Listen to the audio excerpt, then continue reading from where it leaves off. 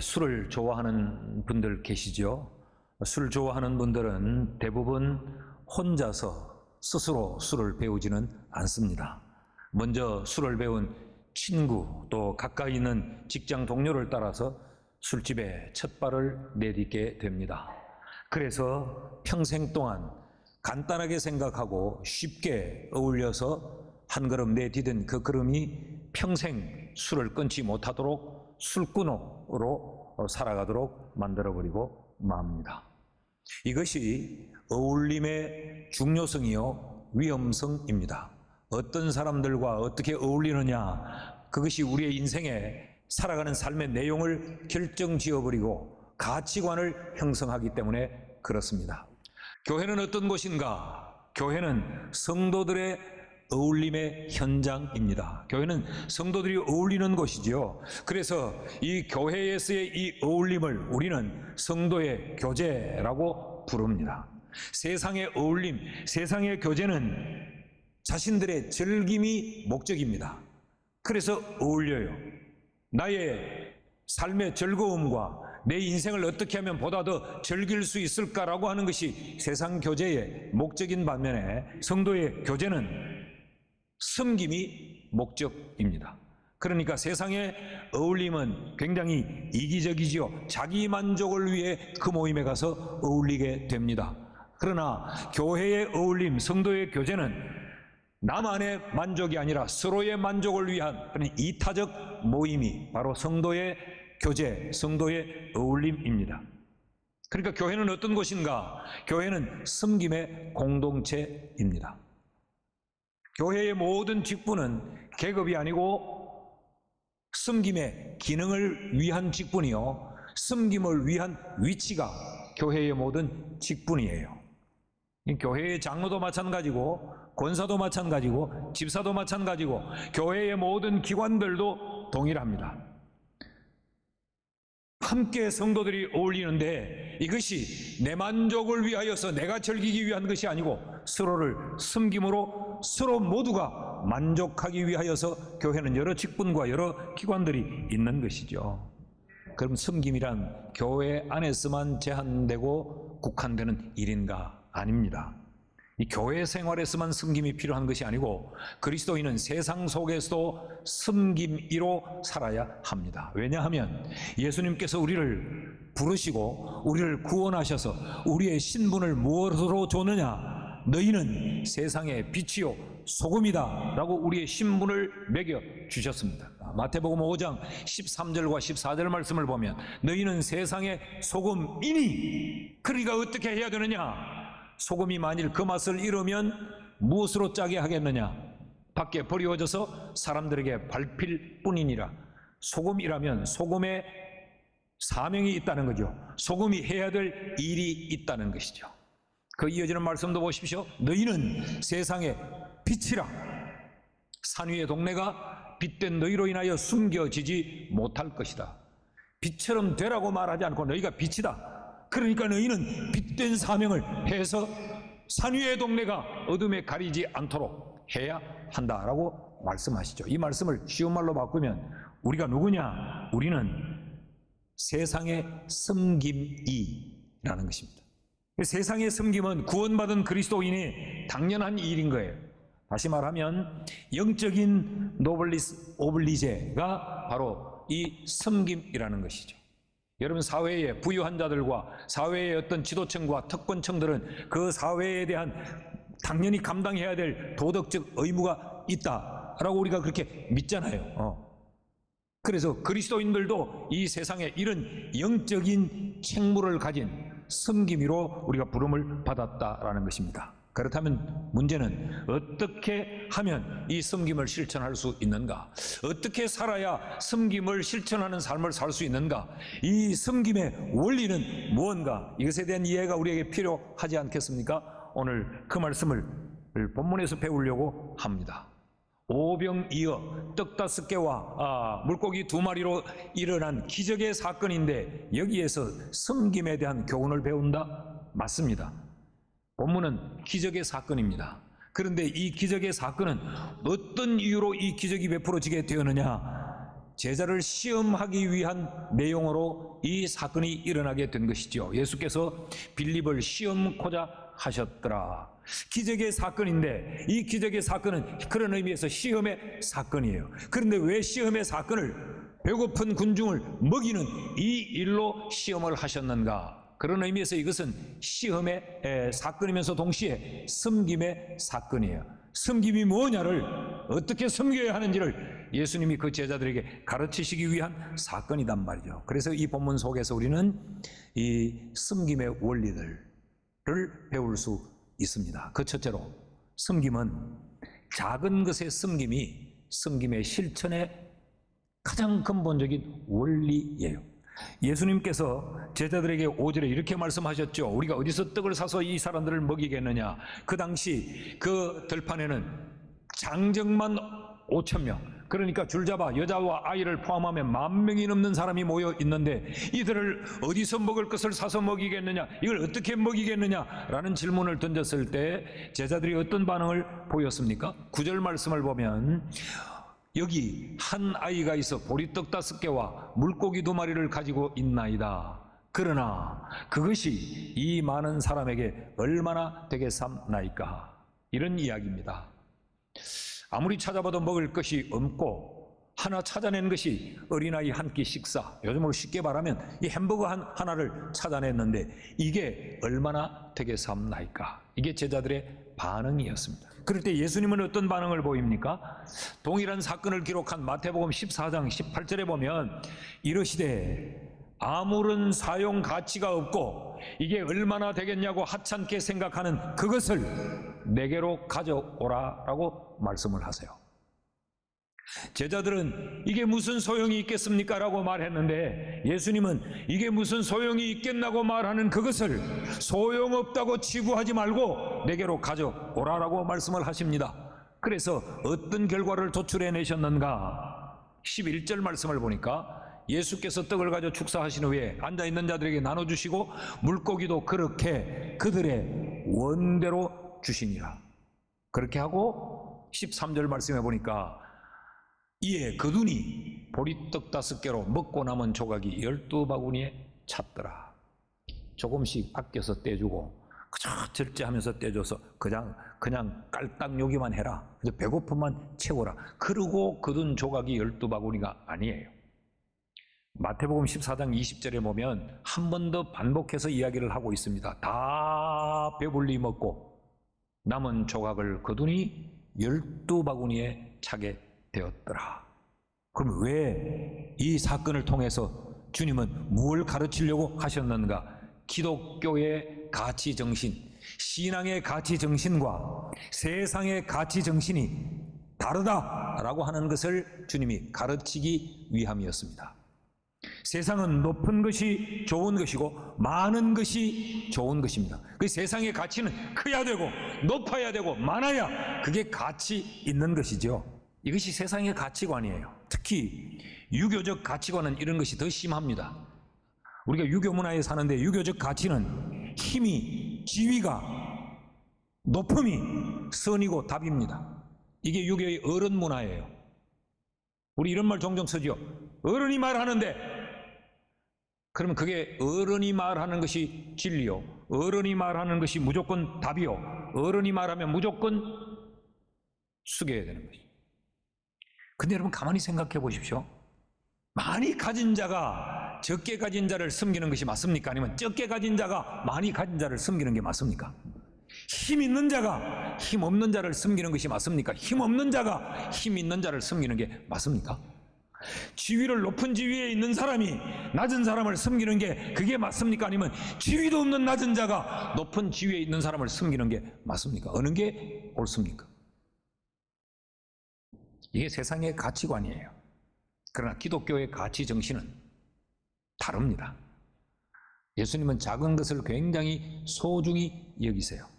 누가복음 19장 17절 말씀에 보면 주인이 이르되 잘하였도다 착한 종이여, 네가 지극히 작은 것에 충성하였으니 10고을 권세를 차지하리라. 주인이 종들에게 여러 일들을 나누어 준 거죠. 그런데 지극히 작은 일을 맡은 자는 그걸 소홀히 여기지 않고 충성했다는 거죠. 그러니까 주님이 10골 차지할 권세를 네가 가져라. 네가 옳다. 네가 필요한 사람이다. 네가 어른이다. 그 말이죠. 뿐만 아니라 요한복음 12장 24절에도 보면 내가 진실로 진실로 너희에게 이르노니 한 알의 밀이 땅에 떨어져 죽지 아니하면 한 알 그대로 있고 죽으면 많은 열매를 맺느니라. 한 알의 소중함을 가르칩니다. 여러분 타작마당에 곡식단을 묶어댈 때 한 알은 그냥 썰려서 버려질 수 있는 아주 하찮은 것이에요. 그러나 주님은 그렇게 썰려서 버려질 수 있는 그 한 톨, 그 한 알의 밀알이 소중하다는 걸 지금 가르치고 있는 것입니다.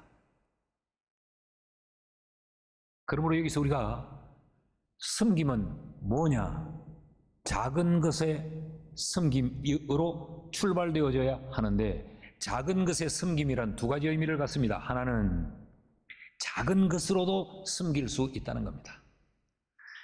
그 수많은 사람들에게 이 아이 한 끼, 이 식사는 아무 것으로도 쓰여질 수 없는 듯해 보이지만 그 작은 것으로의 섬김이 그 군중들의 배고픔의 문제를 해결해 주었다. 작은 것으로도 섬길 수 있다. 이 어린아이처럼 뭘 주님은 지금 가르치는 거죠. 동시에 작은 것의 섬김이란 작은 것으로의 섬길 수 있음을 이야기할 뿐만 아니라 작은 것을 섬겨야 한다는 겁니다. 제자들은 이 아이 한 끼 식사밖에 안 되는 이게 무슨 소용이 있겠습니까? 라고 말했지만 주님은 그것을 내게로 가져오라. 주님은 그 작은 것을 소중히 여기고 작은 것을 섬겼어요. 그랬더니 모든 사람들의 허기진 배를 채울 수 있는 기적이 일어났던 것입니다. 사랑하는 여러분, 우리는 섬김의 사람으로, 섬김의 존재로 부름을 받았습니다.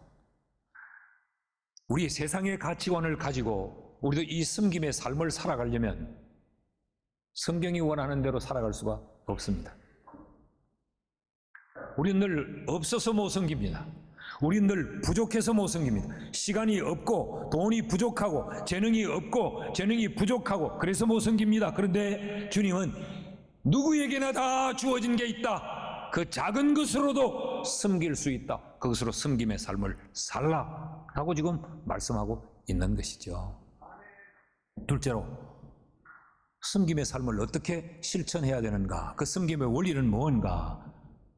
배려의 섬김입니다. 작은 것의 섬김이 섬기는 자가 가져야 될 원리라고 하면 배려의 섬김이란 섬기는 그 대상에 대한 원리예요. 오늘 본문에 등장하는 이 두 명의 제자, 이 제자들을 다시 한번 이 태도를 주목해 볼 필요가 있어요. 빌립이 뭐라고 말했습니까? 이 사람들을 어떻게 먹이면 좋겠느냐, 좀 연구를 해보자. 그랬더니 선생님, 200데나리온의 돈이 최소한 있어야 합니다. 1데나리온이 노동자 하루 품삯인데 쉽게 계산을 하면 약 2천만 원 정도 돈이 들어야 합니다. 그게 무슨 이야기입니까? 현재 가진 것이 없으므로 섬김을 거절하는 것입니다. 돈이 없는데 뭘 거부합니다. 그런데 또 한 제자 안드레는 어떤 태도를 보입니까? 도저히 방법이 없는데 이들을 먹여야 된다고 하니까 한 걸음 더 나아가 회중 사이로 다니면서 찾아는 봅니다. 뭐 좀 있습니까? 가진 거 있으면 다 좀 내놔 보십시오. 우리 서로 갈라서 좀 먹고 이 문제를 해결해 봅시다. 그랬어요. 그랬더니 아이 도시락 하나밖에 안 나온 거예요. 가지고 와서 뭐라고 말합니까? 이것이 뭐에 쓸 수 있겠느냐? 이 많은 사람에게 얼마나 되겠사옵나이까? 그러니까 안드레는 뭐예요? 부족하다는 이유로 섬기는 것을 포기합니다. 이 두 가지의 반응은 대단히 이성적입니다. 여러분, 돈이 없는데 어떻게 합니까? 아니, 아이 도시락 하나밖에 지금 내놓는 게 없다는데 어떻게 합니까? 지금 이 두 제자의 반응은 굉장히 이성적일 뿐만 아니라 합리적입니다. 그리고 굉장히 상식적입니다. 없는데 어떻게 합니까? 그런데 이들에게 중요한 한 가지가 결여되어 있습니다. 그것은 해저문 그 저녁에 그 빈 들판에 모인 군중들은 생각하지 않는 것입니다. 내가 없으니 못하는 거지 뭐 부족하니까 당연히 이건 포기해야 되는 거지 뭐. 이게 이들의 생각이었어요. 그들의 생각 속에, 그들의 마음에, 자, 없고 부족한데 할 수는 없는데 그럼 이들은 어떡하지? 이 많은 군중들은 그러면 어떡하지? 이것을 생각하지 않은 것이죠. 그러니까 섬김이라고 하는 것은 상대를 생각하지 않으면, 나 자신만 생각하면 섬김은 불가능합니다. 우리의 삶이 늘 그렇잖아요. 늘 없고, 늘 모자라고, 늘 바쁘고, 내 먹기도 모자라고, 내 인생을 위해 시간을 쓰기도 부족하잖아요. 섬김은 나 중심적이 되면 불가능합니다. 상대 중심적이어야 합니다. 예수님은 어떻게 하시던가요? 마태복음 18장 18절을 다시 보면 이르시되 그것을 내게로 가져오라. 왜 가져오라고 했을까요? 이것이 이 많은 사람에게 얼마나 되게 삼나이까? 라고 말한 그 보잘것없는 그것을 주님은 왜 내게로 가져오라고 했을까요? 주님은 이것이 보잘것 있나 없나가 중요한 것이 아니고 이들을 먹여야 한다라고 하는 것이 주님은 우선적인 생각이었어요. 군중들을 위하여서 그걸 가져오라고 한 것이죠. 그리고 또 한 가지, 오늘 본문의 10절 말씀을 보시면 예수께서 이르시되 이 사람들로 앉게 하라 하시니 그곳에 잔디가 많은지라 사람들이 앉으니 수가 5,000명쯤 되더라. 떡을 손에 받아준 주님께서는 이 사람들을 다 자리에 앉게 하라라고 말씀을 하세요. 여기 앉다라고 하는 이 말은 아나피토프라고 하는 말인데, 이 아나피토프라는 말은 앉는 것이 아니고 비스듬히 기대어 눕다라는 뜻을 가지고 있습니다. 이들의 식사 문화는 비스듬히 누워서, 거의 이건 기댄다는 것보다 거의 눕는 표현이 맞아요. 그래서 떡을 떼어 먹습니다. 그러니까 주님은 지금 그들에게 떡을 나누어 주실 참인데 그들의 식사의 문화, 그들의 식사의 관습을 주님이 존중하고 있는 거예요. 이 사람들로 앉게 하라 라고 말할 때 이 사람들이 누굽니까? 군중들이죠. 그들이 어떤 자들입니까? 사회적 약자들입니다. 세상적인 시각으로는 이미 예수님이 이 떡을 나누어 주기 전에 어떤 일들이 있었느냐? 그들에게 천국 복음을 가르치고 그들의 병든 병자들을 고치시고 이런 일들이 이미 선행되어져서 그러다가 날이 저물게 됐단 말이죠. 그럼 그것으로도 충분하지 않습니까? 먹는 거 굳이 챙겨줘야 됩니까? 허리가 접힐 정도로 그들의 필요를 채워주고 고쳐주고 다 했어요. 근데 지금 또 빵을 나눠줍니다.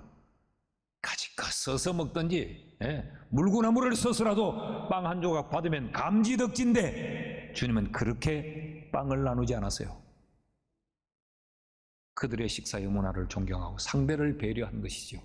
그렇게 편하게 다 먹을 수 있도록 해라. 그리고 떡을 나누어 준 거예요. 여러분, 섬김이, 이것이 섬김이라는 것입니다.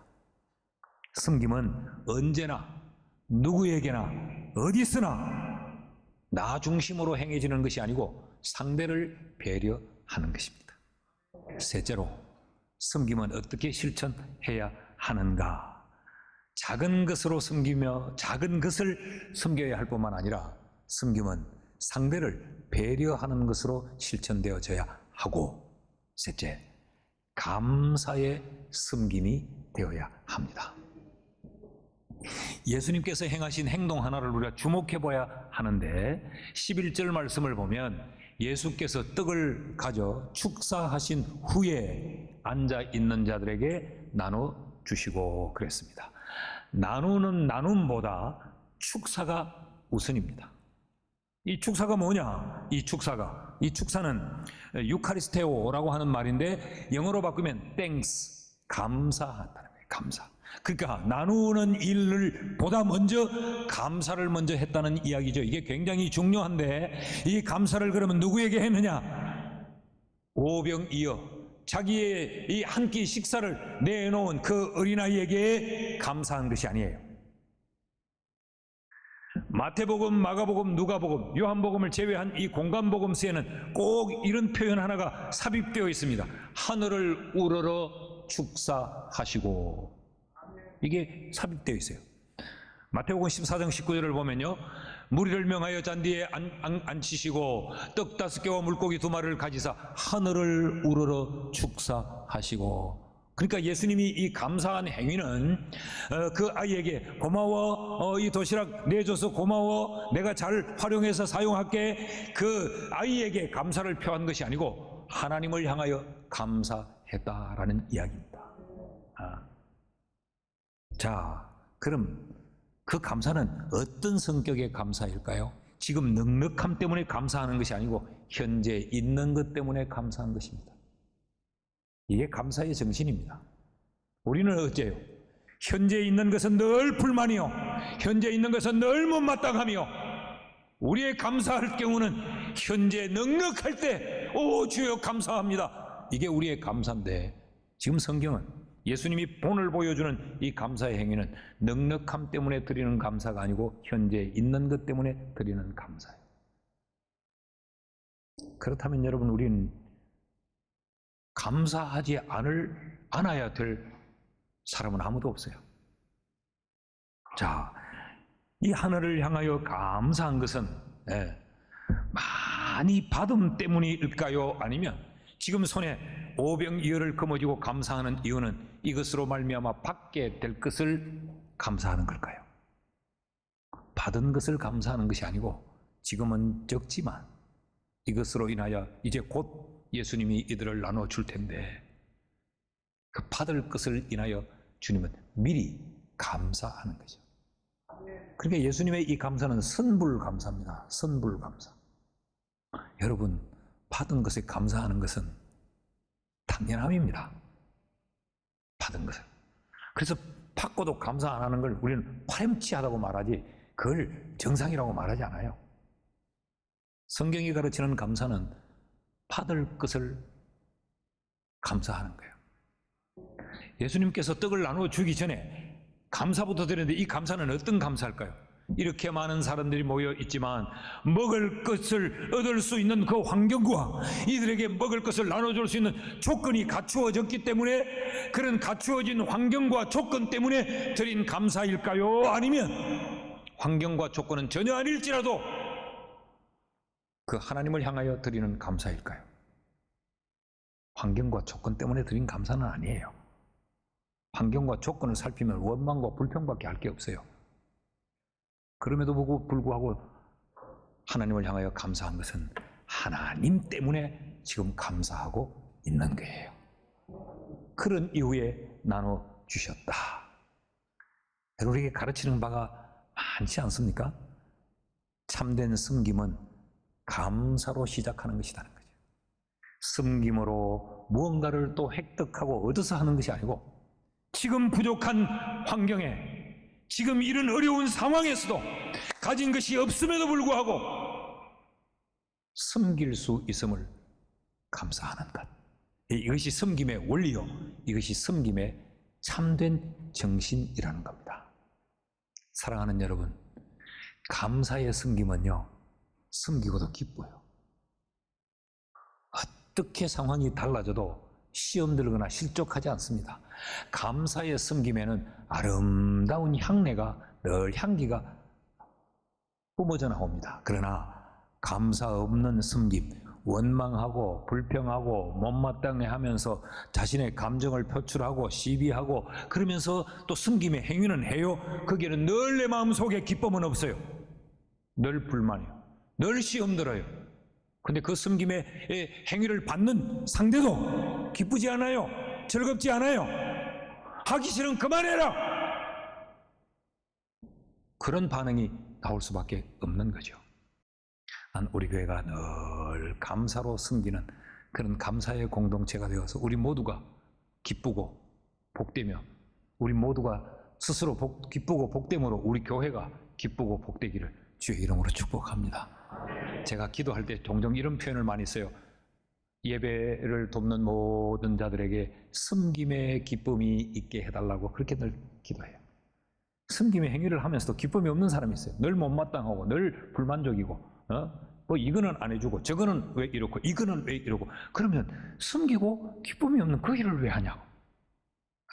그래서 섬김의 기쁨이 있게 해달라고 이 기도를 늘 드리는데 우리 교회가 이런 섬김의 공동체가 되기를 축복합니다. 말씀을 맺습니다. 여러분, 섬김은 감사가 선행되어져야 됩니다. 그래야 내가 기쁘고 내가 만족하고 그래야 하나님이 기뻐하시고 그래야 내 섬김으로 인하여서 섬김을 받는 다른 이들이 기뻐질 수 있다는 것입니다. 오늘 이 말씀을 우리의 마음에 깊이 담아서 우리가 정말 신앙의 섬김자들로 우리의 삶을 감사로 날마다 살아갈 수 있기를 주의 이름으로 축복합니다.